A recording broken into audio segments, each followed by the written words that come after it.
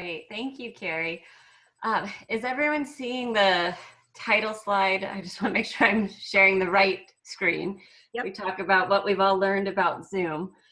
It can be an interesting set of learning. But thank you all for joining us today.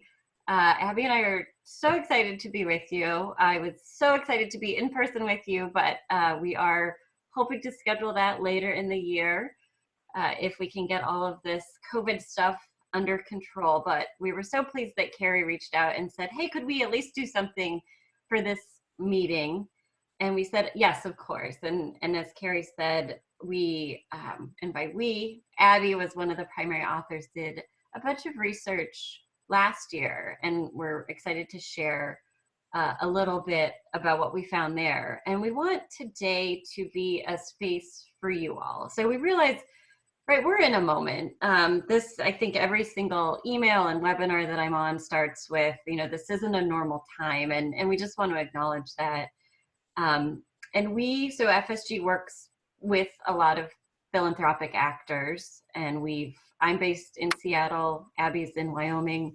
We've got offices across the country, and we work with a lot of different foundations. And we just want to recognize that a lot of people, for all of you sitting in foundations, like, we know that a lot of people are telling you what you should be doing, and we know that you're feeling the weight of this. We all are, and we just want to provide some space for you to reflect and think about the role that you might be able to play in your community. We know a lot of you have had people say, we're going to put in more money, or asking you to put in more money. Some people are saying, the stock market is tanked. We actually need to pull back. We don't have as much money.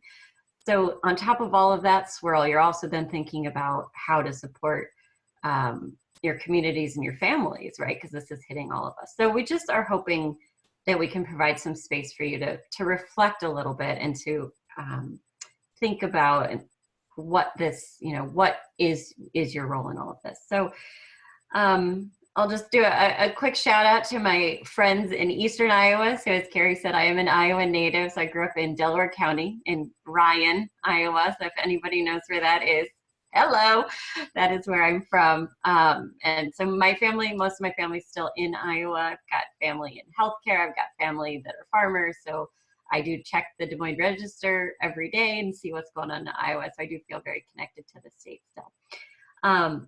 So with that, we're hoping that we use that chat box if you have questions. We'll keep the presentation portion fairly short, and then we want to open it up and hear from you all about how you're experiencing this. And actually, we'll do that throughout. So again, use that chat box. And I'll turn it over to Abby, who I said is my colleague, and she's wonderful and led a lot of this research. So she really is the expert here. So Abby, over to you. Hi, everyone. Well, first of all, thanks so much for having us. It's a real delight to be here. And as Joelle said, I'm happy to share some research that we did within the last couple of years about how foundations are changing, how they create change. And we thought that some of this research is particularly relevant in the face of the uncertainty that we're all facing, and with the COVID epidemic, in particular, some of the decisions that we're seeing some of our foundation partners make in these times. So just a quick background on the study that I'm going to reference. So it's called Being the Change, and there's really two big questions that we were seeking to answer in this research. The first was to understand, how are the approaches for creating change and the roles of staff evolving in foundations over time? And in particular, this has been driven by a lot of different trends within the field of philanthropy, whether that's, a desire to do more systems change, or a desire to have more diversity, equity, and inclusion in your work. There's a lot of reasons why philanthropy is sort of rethinking what are the tools that we're using, and what could we, are we using all the tools in the toolbox for creating change? And then the second question is really thinking about how are foundations rethinking their staffing roles in light of these shifts, including the number of staff they have, how they structure their staff, the skill sets they look for in staff, or even the culture of their organizations to enable staff to use those approaches to change. We had 6 foundations that came forward and helped fund the study, which was great. And I think what really made this study unique, it's one of our most downloaded pieces of research about foundations. And I think what made it so was that there's a lot of research that on foundations that either focuses on board perspectives or CEO perspectives. And one of the things we did in this research that we were really proud of is really getting the perspective of a lot of different functions within foundations. So we did talk to CEOs and a lot of program officers as well, though, and then a lot of the folks that are traditionally considered sort of the back office staff in foundations, whether that's communications or HR or administrative folks. We spoke to a total of 58 different philanthropic organizations throughout the US, Canada, and Europe. They include large and small, some with funding as low as I think $1 million, some with annual funding in the 1 billion range, so some of the biggest foundations. So, and what was amazing about that is the surprising similarity, regardless of size, of some of the big questions that foundations are wrestling with. Variety of foundations, including private, corporate, etc. So what did we find? So one of the things that we found is that as foundations are working, especially as they're thinking about sort of changing systems, we're seeing foundations use a wider array of tools in the toolbox, or we call them approaches for creating change. So you'll see the 9 most common approaches that we were seeing foundations use here. And they serve different functions. I think if you start here in the sort of upper left part, you see supporting programs. That's perhaps the most traditional role that foundations play, is saying how do we expand the quality or the reach of great programs in our community. Next to that, you see building capacity. That's like leadership capacity development. That's something that's also like a traditional foundation tool. But then what we're seeing is, as you go around that circle toward the sort of upper right-hand side, we're seeing more foundations saying, we're really going to have to affect the public and private sector actions or investments where money flows from other foundations or the government if we're really going to get underneath some of the problems we want to solve. So foundations are putting more attention on influencing other funders or informing policy, or even starting to shape markets, meaning thinking about the prices of products or the markets of products, or even some of the financial mechanisms behind different programs. So that's really cool and cutting edge stuff. And then on the bottom of the circle, we see some of the other parts, which is about, I would say, it's about addressing some of the underlying conditions that really hold problems in place, whether that's like the relationship dynamics between different people in the community. So we see more foundations saying, a big strategy of ours is going to be catalyzing collaboration, or really starting to mobilize people who are affected by this issue to talk about it. Or we're going to shift the public narrative, how we talk about or think about this topic or problem is a big part of our strategy. And the last one is generating knowledge, and that's just sort of saying, how can we spread information about what is known, about what works or what doesn't work on this problem? So those are the 9 approaches that we were seeing foundation use more of. And I would say if in the past foundations might have been 90% about supporting programs, we're seeing a much more diversified use of these different approaches to create change. And that's one of the things we wanted to ask you about, is sort of when you look at these different approaches to creating change, I'm curious, and we would love to see in the chat box, which of these you all are using in your organizations.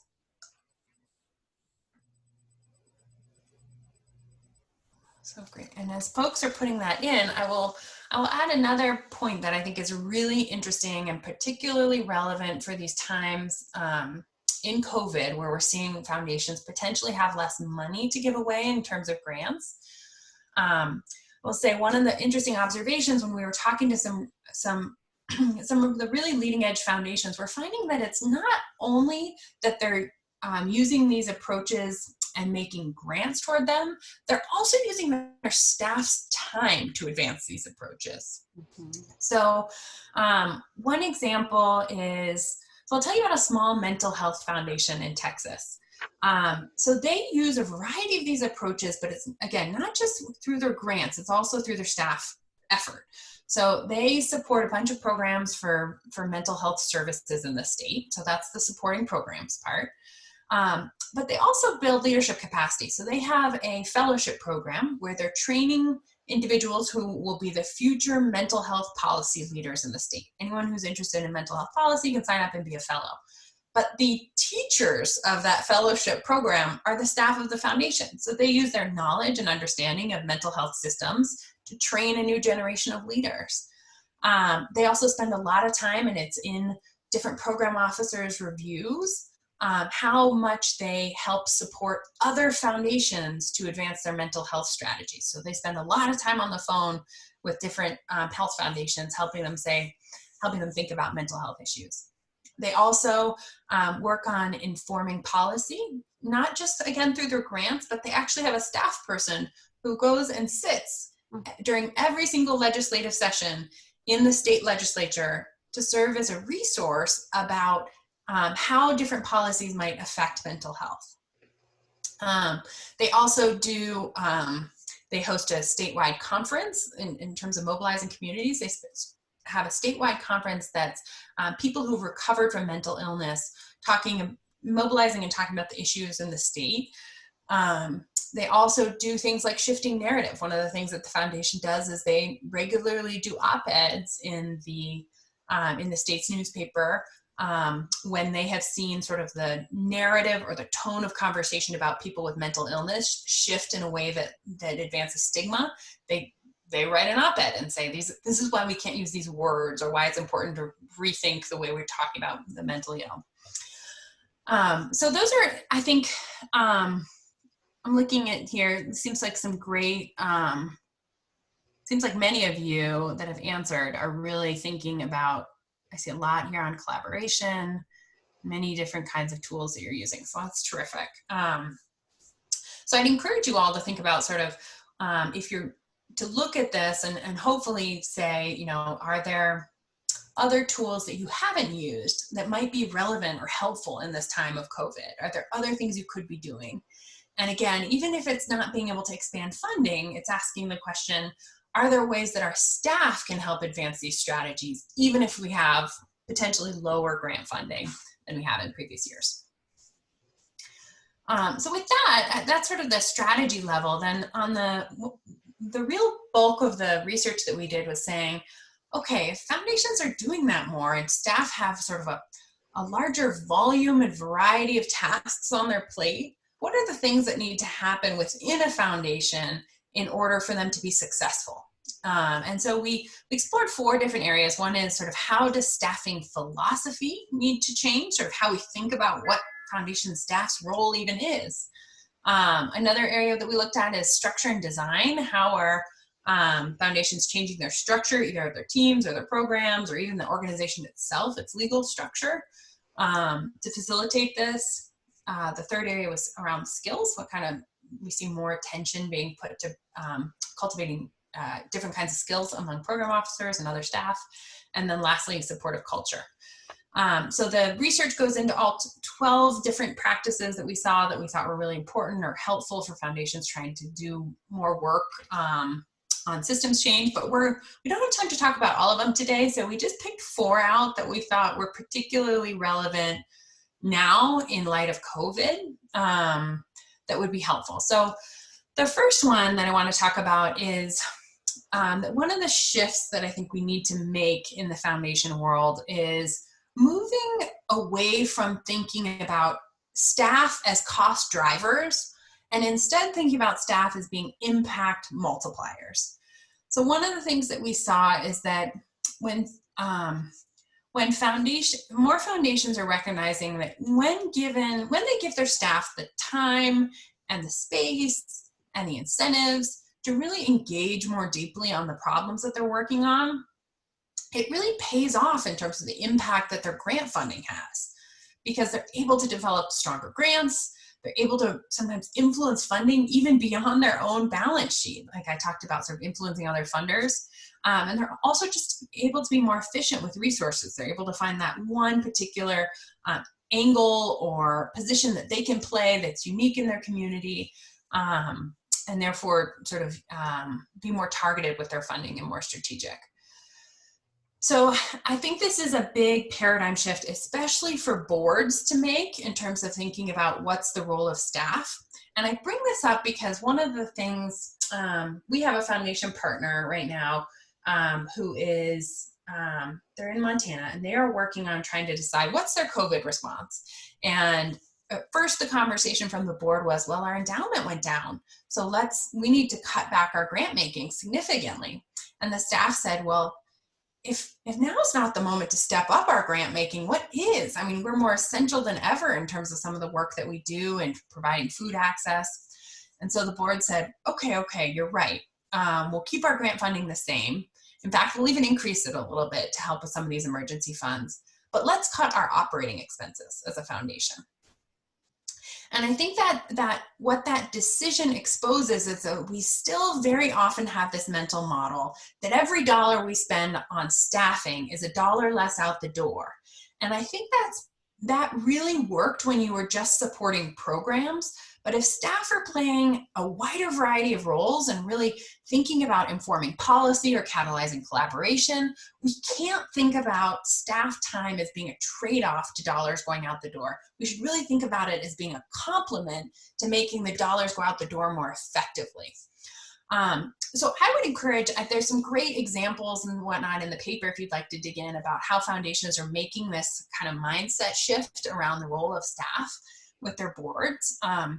One person that we talked to, Irving Harris Foundation, they're a little bit on the larger side, but they have started a practice where they write a leverage memo for their board, which is they might say, this is our budget and this is the money we gave away, but they actually are starting to quantify what is the impact of the activities that staff are doing for their community, which I thought was kind of a neat practice. But would love to hear again in the chat box, what are some of the ways that you are communicating with your board about the impact that you're having as an organization beyond just the dollars made or grants awarded?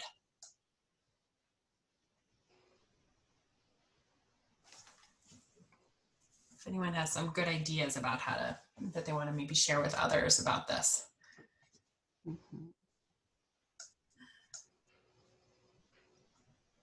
Yeah, and if you're on video, I would love just to see a quick raise of hands or head nods if you have heard from your board that you need to either cut funding or think about allocations differently. If this is messaging, Abby shared the example of the client we're working with in Montana, but also curious if that's been happening to you all.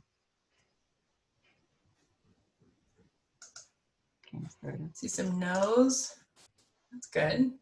Some yeah, yeses. Good.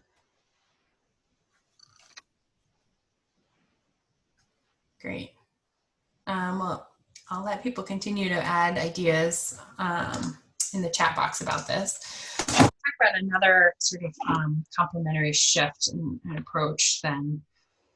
So I think also this relates to foundation staffing, but I think one of the other things we need to move away from in the foundation field is using benchmarks about how big our staff should be relative to our grant making. So I think one of the things the traditional way I think the foundation thinks about staffing is saying, well, we have X dollars that we're going to give out per year. So let's look at all the foundations that are of about that size, look at what the median staff allocation is, and then let's try and be slightly below the median, because everyone wants to be just a little bit more efficient or somehow better than the median.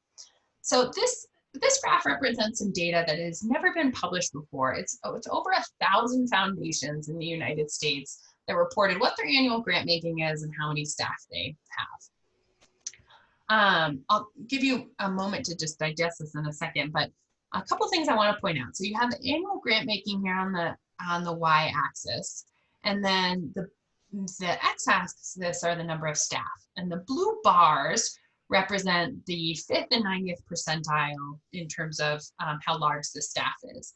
The blue line is the median staff size for foundations that size. And then green dots are just foundations that we interviewed as part of the study, so you can see where they fall. But a couple of things that I want to point out about this. I'm a little hesitant sharing these kind of numbers because I don't want them to be used in the way I just described, if everyone's saying, well, I have to be exactly at the median or below the median. one of the things I wanted to show this, why I wanted to show this data is to point out, look how big those blue bars are. They are very large. There are foundations that have, 10 times the amount of staffing capacity that give away the same amount of money as other foundations. So if I were to tell you, like, looking at this graph, that there's a particular foundation with, say, 10 staff, you might say, well, look, that could be a foundation on this graph that gives away anywhere between less than $1 million and $50 million. I mean, there's a really big, broad range here. And I think that's important, and we should start thinking about that as being okay. And that the amount of staff that a foundation has relative to its grant making really depends on the foundation's strategy. What is it trying to do? Is it playing a big role in informing policy and catalyzing collaboration?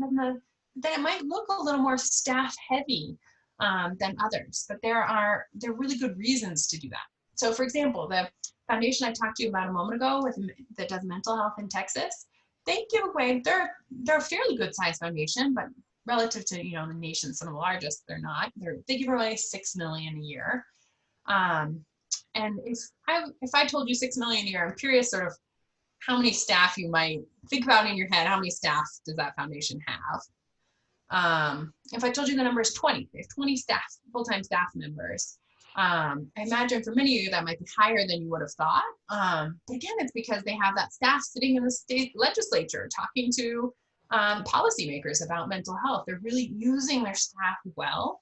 So I think that that's something we wanted to provide this data just to the field, to all of you making the argument that it's important to have staff capacity, and that there is really a wide range, and that we need to get away from this like strict adherence to the median and look rather at the range of staff that are in any foundation.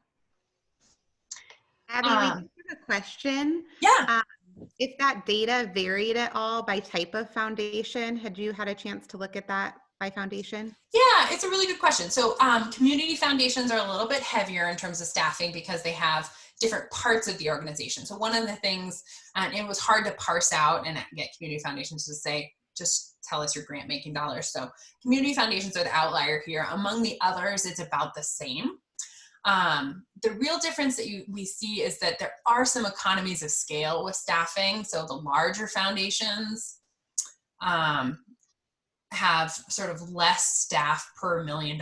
So if you're a foundation that's in the small, like $5 to $25 million in grant making a year, those are, most foundations in the US are in that range, most of the sort of on the larger side. People have about one staff person for every $1 million in grant making they do, approximately. But if you're a smaller foundation, obviously you need a little bit more. If you're giving away, $250,000 a year, things like that, you can't, have a quarter of a person usually, so people have a little bit more staffing if they're smaller and a little bit less staffing on the large side. So that's the main driver of change, but not so much the different foundation type, other than community foundations. If you can go back one slide, one other thing we wanted to just talk about is a practice that I think is really interesting and compelling happening in the foundation field right now, is that as foundations are thinking about all the different tools that they can use, they're also thinking about how do we color outside the lines on some of the classic philanthropic giving. So of course, traditionally foundations are giving grants and they're giving them to nonprofits. But what we're seeing is that there's actually a lot of other things happening. That they're not just giving grants, they're sometimes giving loans, equity, they're doing impact investing, and that's not always necessarily to nonprofit organizations. We're seeing some foundations even giving to for-profit companies that are working on the problems that they're trying to solve. So there's just a lot more sort of flexibility happening right now in terms of the foundation world. So one example that I'll point out here, the SHOT Foundation is an education foundation in Massachusetts. They do about $3 million in grant making a year. But one of the things they decided is they said, rather than doing sort of summer learning for individual students, we just don't have enough money to make a difference at a statewide level if we just support programs to improve education for kids. So they said, what we really need to do is influence state funding. That's how we can best use our dollars. So they opened a sister 501c4 organization that they fund. and that does state level advocacy on education. So that's how they've decided to use their funding. There's other organizations here that are really neat. The MacArthur Foundation has given away, they're also in the Midwest, and they've been a leader in sort of the impact investment space in terms of using their endowment to do loans and guarantees and equity. They've just done so many amazing things for the nonprofit field. And I think this moment, again, of restricted funding is a time to say, most foundations every year use 5% of their endowment to create the change that they want to see in the world. And I think it's a really good time to start saying, what about that other 95%? How can we use the bulk of the endowment to advance our philanthropic goals? And might there be opportunities, as so many nonprofit organizations are facing really pretty treacherous financial scenarios? Can foundations use their balance sheets in particular to guarantee loans and lines of credit for nonprofits? Is, I think, a really interesting and potentially high impact strategy to consider. So I would encourage you all to sort of think about, are there ways to, again, use the other 95%, or think about potentially, kind of going beyond the traditional nonprofit grant to create impact. And would love to know, we had a chat question here too, just about other ways in which your foundation is potentially coloring outside the lines, or on the classic philanthropic giving, ways you found to either use your balance sheet or endowment or go beyond the grant. So I'm seeing some answers already on that. And then I'll turn to Joelle, who's going to talk about a topic near and dear to her heart, which is around learning in times of uncertainty. Yeah. Okay, so as folks are typing in, I will talk a little bit about the last thing that we'll share about, which is continuous learning and adaptation. So as I first started, we're in a moment, and this is, everyone's throwing around the word unprecedented. Some may feel like it's uncertain. There's just so much that we don't know about the virus itself, about how the economy will respond or react, how long this will all go on. And so a lot of foundations have signed various pledges about how to support grantees during this time. And one of the things that has shown up is that a lot of foundations have decided to put a moratorium on grantee reporting. And I should have mentioned at the beginning, so I'm an evaluator. I co-lead FSG Strategic Learning and Evaluation team here. So I deal a lot with grantee reports, but I 100% agree that this is the time to not ask grantees to be reporting in the traditional way. I actually don't really love grantee reporting, but that's for another webinar later down the road. But if you need an evaluator to tell you that you don't need to do grantee reporting, I'm giving you the green light there. But what we don't want to go away is the learning. And I think foundations are in a really unique position to support learning in the field. And what's happening right now, the learning might look a little bit different, right? You're responding to a crisis. And so the kinds of things that you need to be learning about, you and you're together with your grantees and as a network yourself, there's some rapid response things that you're learning about. You're learning about what's working. You're learning about the need that's changing on a daily basis. And so that is something, we want that learning. We want you to be focused on that. And so I think one of the biggest things that is required at this moment in time is this mindset shift of, so we need to embrace uncertainty. We can't control things at this moment, but we can lean into the uncertainty, and we can be, it requires us at this moment to be a little bit vulnerable and to say, listen, we don't know. And how that cascades then into conversations with your grantees, conversations with your board.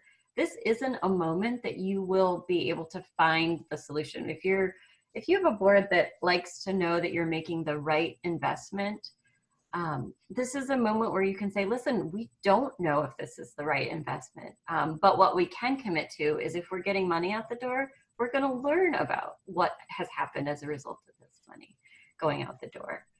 And that is all in line with, we've at FSG done a lot of writing about complexity and systems change, and we'll talk about that when we're in person with you.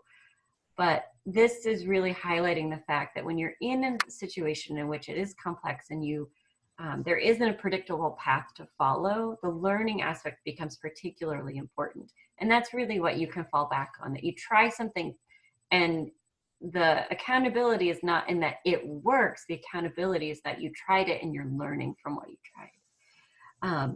And we've also found that there has to be intentionality behind the learning. If you as Abby had shared, the thinking about coloring outside the lines and really changing foundation practice, if there isn't intentionality behind the fact that you're focusing on learning, you'll revert back to sort of playing it safe. And so we really want to support you in thinking about and learning from the perspective of this sort of chaotic place that we find ourselves in. And there is, I'm not going to try and share my screen to a different one, but we did recently write a blog about ways in which the kinds of questions that you can be asking yourself at this moment in time. And as we thought about it, as I said, we don't want the learning to go away, but there's also, you'll be asking yourself a certain set of questions right now as you're in the moment. And then as things start to settle down into more of a sort of predictable pattern, there's going to be another set of questions that you ask yourself.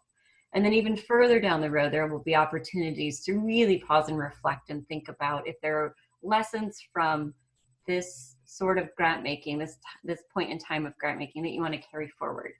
So for example, there's a foundation I've been working with up in the St. Paul area, and they've been sort of in the middle of a strategy refresh process, and that's sort of on pause right now.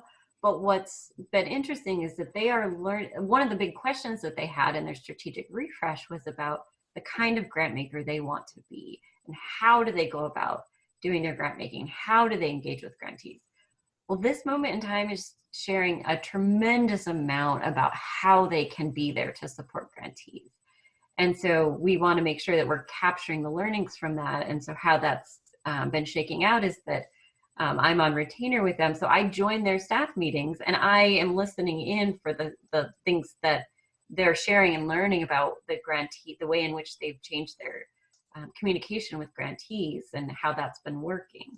And so I'm there capturing that. And so down the line, when we pick back up the strategy refresh process, I can bring in those notes and say, well, remember when we were doing all this COVID response stuff, you were talking to grantees every week. You reached out by phone, and that was something that the grantees wanted, and you built relationship that way. So something as subtle as just capturing the notes from the conversations that you're having right now can be used later when you've got some more headspace to actually reflect on things. So learning is something that doesn't go away in times of crisis. In fact, the need for it is only amplified. So with that, we've got about 20 minutes left. We want to invite you all to unmute, use the chat box. We would love to hear from you about any questions that you have about this, the research that we shared, any reflections that you have, anything that you're struggling with that you want to put to your colleagues about how they've been approaching things. We thought as a starter, we might put this back on the approaches, and if you have time to reflect on how you might be using these different approaches in the time that we find ourselves in. But would just love to open it up to you all and hear what's on your minds.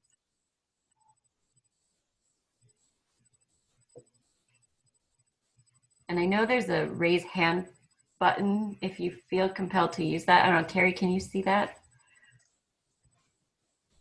I should be able to. I'm not sure if our system has a raise hand, but you can type raise hand in the chat box. Yeah, Then too. I know there's so many great examples of these different roles within our network.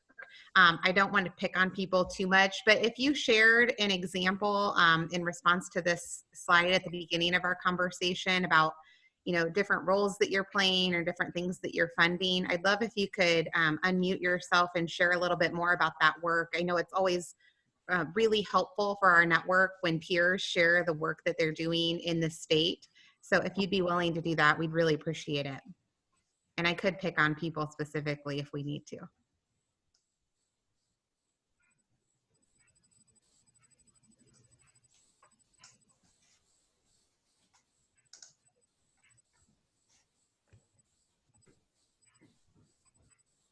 This group is not typically shy. Maybe this is a virtual thing.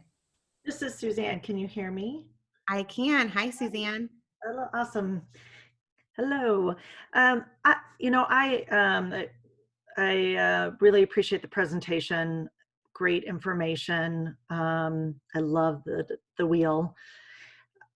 We are at a standpoint, and I shared this in the chat, is that many of our partners, our nonprofit partners, our state partners, are funded and provide services through schools.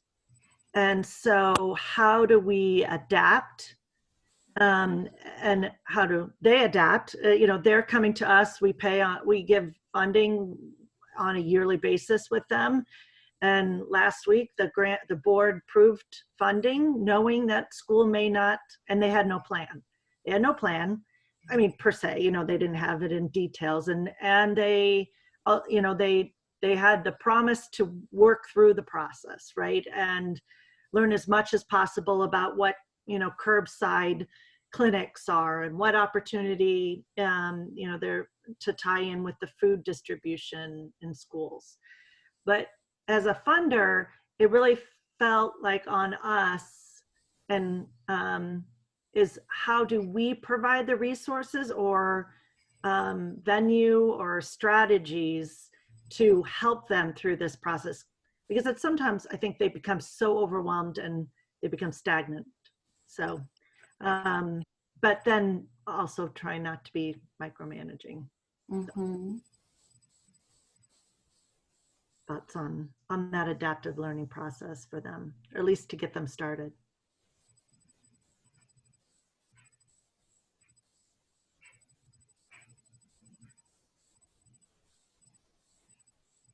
Yeah, I have some thoughts or questions, but I'm curious about others who have done their grant making through school partners. Yeah. How have you adapted or shifted how you're doing grant making in light of present circumstance?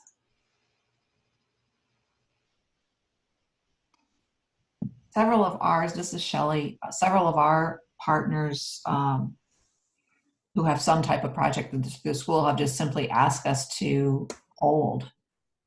They want to be in a holding pattern and take it all up when school does resume, which we've been flexible about. They want you to actually hold your resources at this moment. Yep. Wow.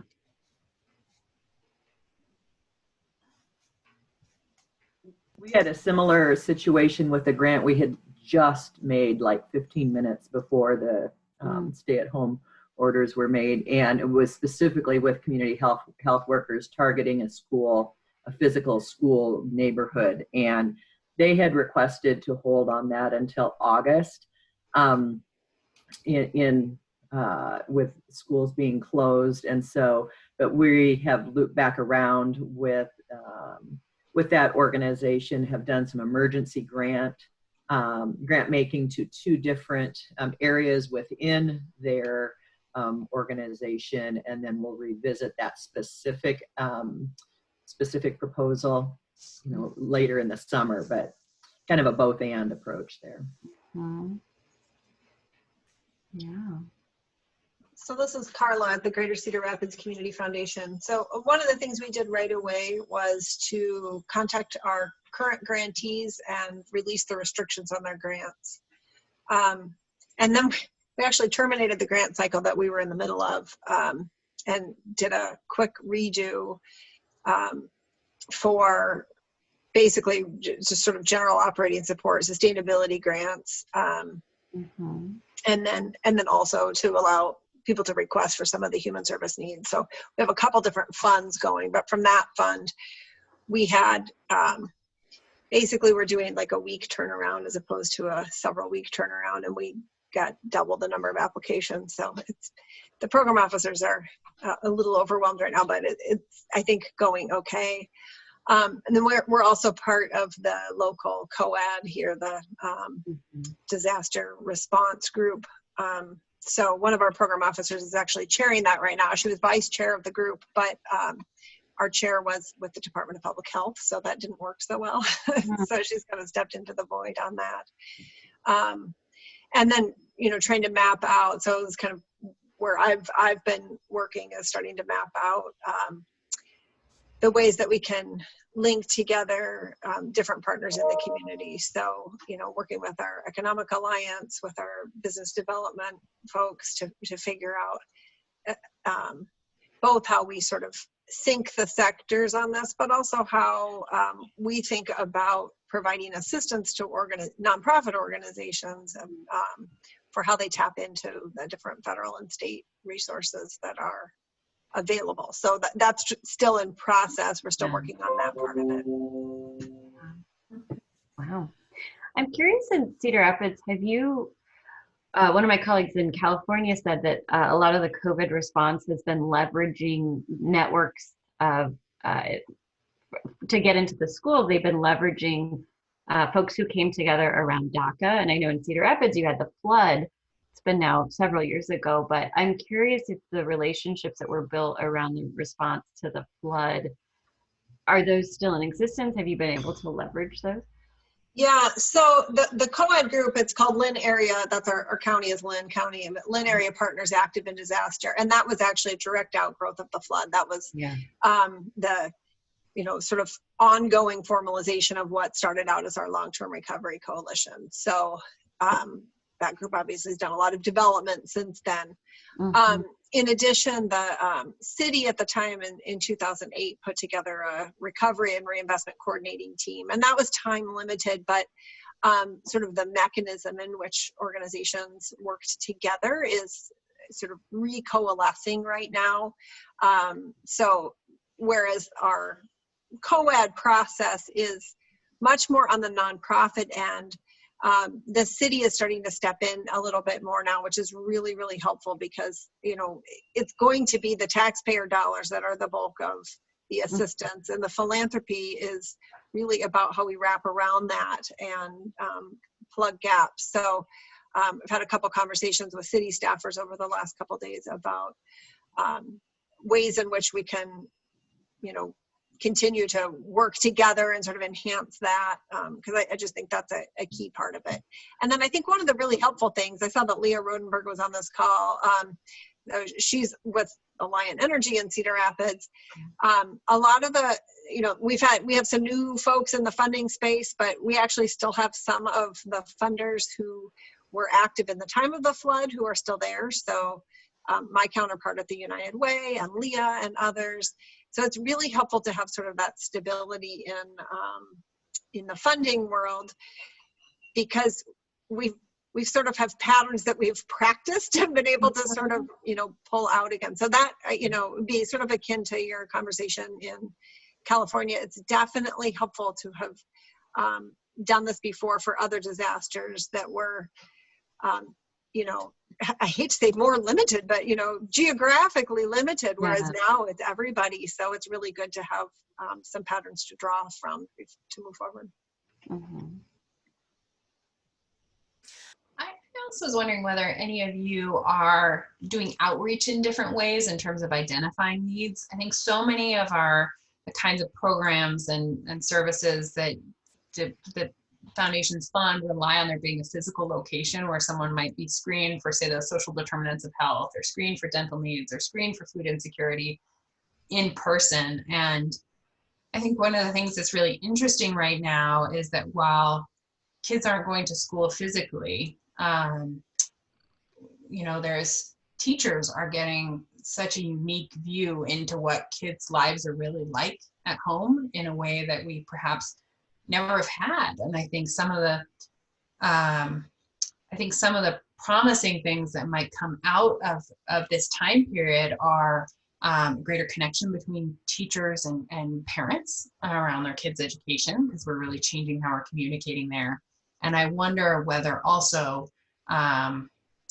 we can shift sort of and provide more mechanisms by which families can get matched to services. And so I'm curious whether you all have seen either your own foundation or programs that you sponsor, fun things like community health workers to do more of that outreach by phone that used to be done in person, or things like that.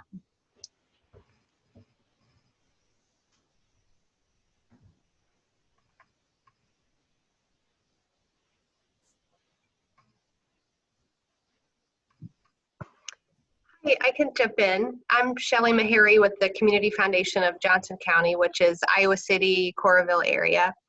And I know many community foundations probably already do this, especially if they're much larger. But, this has really given us an opportunity to look at the information that we're receiving through our emergency response fund application program, and really treat each application as if it was the only one that we received. And so if we weren't able to fund an application, there could be a community partnership, other organization, or maybe information that perhaps like public health can offer, especially if an organization was asking for funding for PPE. We want to make sure that they are on the list for public health resources so that we can really rally around folks. Like one example that I can share specifically regarding partnership or reviewing these applications. So the University of Iowa is here, of course, and so the Rape Victim Advocacy Program requested a grant from us to support the purchase of some iPads so that they could continue providing support and counseling to their clients. Well, we have limited resources. We know that they're tied in with the university, and so was able to connect with the University of Iowa Center for Advancement, so the foundation, and the head of IT at the university, because we know that there was idle technology because class is canceled. So we're able to make that connection, within that group to get them the support that they needed, not through grant funding from us, but just because we wanted to make sure we made that community connection. And I know there's probably many other opportunities that others are doing as well, but just really taking ownership of the information that we have. I mean, we're sitting on a lot of information about needs, regardless if we can fund it or not. And so how can we push that out for the betterment of our community? Thanks. Such a great example of coloring outside the lines. Wow, it's really powerful. This is Kay. I have kind of a similar example to share as well. First of all, I'm just really proud of our collaborative funding COVID fund for Black Hawk County. Many funders came together under one umbrella to share resources to our nonprofit partners, and it's really just going well. So we're sharing information too with each other. We've got a Google document that we're all adding to as we do have contacts and nonprofits reach out to us. So that's really becoming a valuable tool for us as well. But just to kind of piggyback on your comment about leveraging resources through our application process, we are hearing a lot of connections back to food insecurity. And we have been able to work very closely with our food bank, which is a regional food bank, and basically have an agreement that they will manage and handle all of those food insecurity concerns and issues. And so we are continuing to refer back to them to maximize that resource. And again, we're not saying no to a grantee. We're giving them another opportunity to work directly with the food bank. And I think some new partnerships are happening because of that. So we're happy to do that.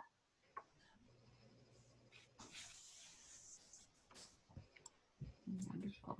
This is Shannon Harper with South Central Iowa Community Foundation. And I'd have to echo that the partnerships and collaboration that we've had with all of our community partners has been an amazing so many of them that it's almost hard to capture because everybody's reaching out. And I know for our foundation, one connection we were able to make, we knew youth were receiving meals through the school, but there was a lot of concern we kept hearing regarding our senior population.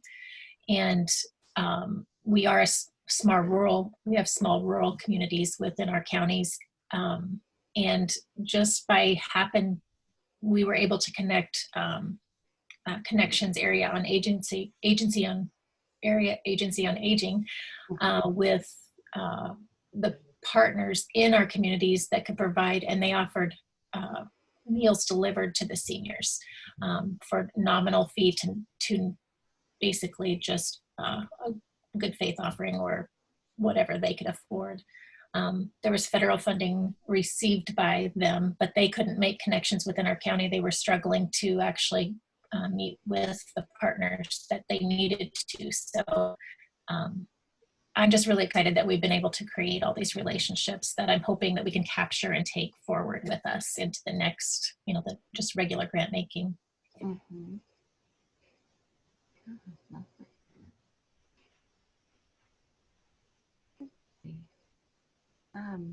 I know we're just got a couple minutes left, so would love just to ask you all just to think for the next 30 seconds. You've heard so many great examples of how your foundation colleagues have been just doing things differently and really leaning into this moment. And I think what I kept hearing was the importance of partnership, using the information that you have, using those connections that you have.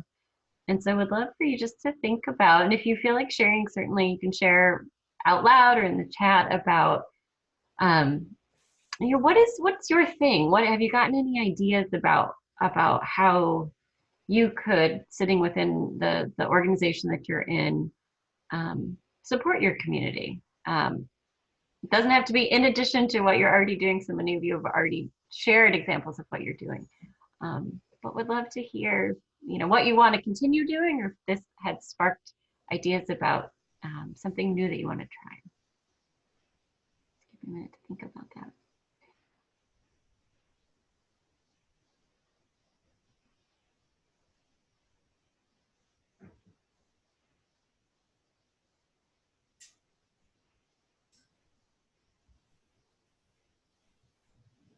This is Denise Schwartz at Mid-Iowa Health Foundation, and this is we're working to collect from our community partners just some successes, some wins during this time, and sharing that out through our social media. We really are finding, especially, I don't know if you guys experienced this, but last week seemed to be like a real heavy week, and successes were few and far between. And so that's one just small thing that we're trying to do and collect. And then in concert with that, we have a communications consultant that's working with us, and she's a rock star, and she is helping package those stories that are shared with us to go back to the organizations that share them, so that they can have them readily available and push them out easily on their own, so they don't have to have someone taking the time to get something ready that way. So just a small thing, but yeah, that's lovely.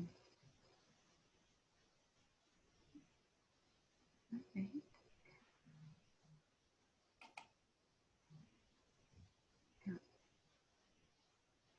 Okay. Well, I know, is this a group that likes to end on time? We're at the top of the hour. So maybe I'll just close by a real personal note of thanks to all of you for, number one, for joining, and also for the work that you're doing. I mean, this is very real to me. My family is in Iowa, so when you talk about getting meals to seniors in Iowa, those are, my family. So thank you. Deep appreciation for the work that you're doing to support my family and all the families in Iowa. You don't always get thanked, so thank you. And then Carrie, I'll turn it over to you. Or Abby, did you want to share anything? And then Carrie, over to you to close. I would just say, I think that this is such a unique moment to be in philanthropy, and just, I think, the extent to which I think sometimes we get into the process of trying to do everything right in terms of philanthropy. And this is a time where there is no, right path chartered. And that's also okay, because philanthropy sort of like can be one of the highest risk areas. This is a time where we can try and learn and fail. And that's not only an option, I think it's the right thing to do. I think it's our best choice. And so I think leaning into the real privilege that we have to work in an industry where risk and learning are, part and parcel of the work. I think this is a good time for us to flex that muscle. Excellent. Well, thank you so much, Joelle and Abby, for the research, the good examples from the field, and for really facilitating this great conversation with our members. I wanted to offer a note of thanks as well to Suzanne Minnick and Denise Swartz with the Mid-Iowa Health Foundation. They've been excellent thought partners in putting the program plans together for our quarterly membership meeting, which evolved into this webinar as well. So thank you so much for your time in helping think this through. We're, of course, continuing to think at the Iowa Council of Foundations how we can provide conversations like this that are helpful to you in this time of response and really what we're considering our new normal. And we'll continue to share opportunities as they get scheduled and we determine what platform is the best to deliver those conversations in. So please stay tuned via our e-newsletters and communications. I would also share, we're really trying to figure out how to wrap our arms around the philanthropic response from a statewide perspective and how to elevate that to state agencies, in particular the governor's office. So I'm going to share the link to our Google document following this call. If you haven't had a chance to pop in that and update that with the response efforts that you're leading at your foundations recently, please take a moment to get that updated so we're up to date on everything that you're doing. We know there's a lot of moving pieces and parts, so we're trying to capture that all in one place. And Ellie's also going to share an evaluation link in the chat box here. If you could take a moment to share feedback and also share the questions that you're spending time thinking about and how we might be able to help support those conversations across this peer network. We'd love to do that. So thanks for taking time. Know you all are extremely busy, and please press on with the good and important work you're doing. Take good care. Bye-bye. Bye.